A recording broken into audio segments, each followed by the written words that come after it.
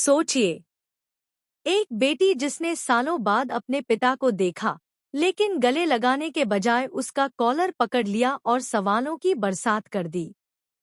यह कहानी है मन्नत की, जो अपने पापा अनिरुद्ध से पूछ रही है, आपने ऐश्वर्या की जिंदगी क्यों बर्बाद की? अनिरुद्ध पहले तो हैरान रह जाता है। उसे समझ ही नहीं आता कि उसकी अपनी बेटी उससे इतना नाराज क्यों है, इतना गुस्से में क्यों है।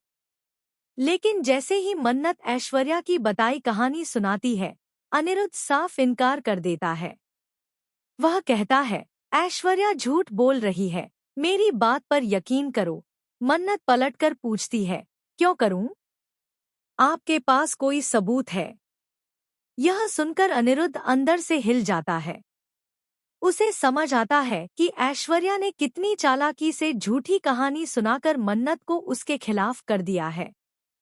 मन्नत के दिल में अपने पिता के लिए अब कोई नरमी नहीं बची, और इसकी वजह है ऐश्वर्या का खेल, एक ऐसा खेल जिसमें हर किसी को अनिरुद्ध का दुश्मन बना दिया गया। अब अनिरुद्ध जानता है कि अगर उसने अपनी बेगुनाही साबित नहीं की, तो वह हमेशा के लिए अपनी बेटी को खो देगा। लेकिन जो इल्जाम उस पर लगे हैं, वे मामूली नहीं, बेहद गंभीर हैं। इस बीच गगन यह ठान लेता है कि वह अनिरुद्ध के खिलाफ केस फाइल करेगा और मामले को कोर्ट तक ले जाएगा। यह सुनकर ऐश्वर्या के पैरों तले जमीन खिसक जाती है, क्योंकि अगर केस कोर्ट में गया तो सच सामने आ जाएगा। असलियत ये है कि सालों पहले जो कुछ हुआ, वह दोनों की रजामंदी से हुआ था। लेकिन आज ऐश्वर्या ने इसे अपनी सहानुभूति पाने का हथियार बना लिया है। वह मन्नत को पूरी तरह अपनी तरफ करना चाहती है ताकि खुद बर्बाद न हो, सड़क पर न आ जाए।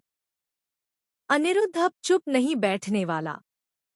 वह ऐश्वर्या को किडनैप करने की योजना बनाता है, ताकि डर के मारे वह सच उगल दे। और जब वह दिन आएगा, ऐश्वर्या खुद चिल्लाकर मानेगी कि उसने झूठ बोला था। सवाल यह है, क्या तब तक मन्नत अपने पापा की सच्चाई जान पाएगी? क्या उसे एहसास होगा कि वह गलत इंसान का साथ दे रही है और सही इंसान के खिलाफ खड़ी है? दोस्तों, यह आने वाला ट्विस्ट वाकई धमाकेदार होने वाला है। सोचिए, वो पल जब सच सबके सामने आएगा और मन्नत की नजरें पहली बार अपने पिता से इस यकीन के साथ मिलेंगी कि वह बेकसूर हैं। आप इस सच के खुलासे का कितना इंतजार कर रहे हैं?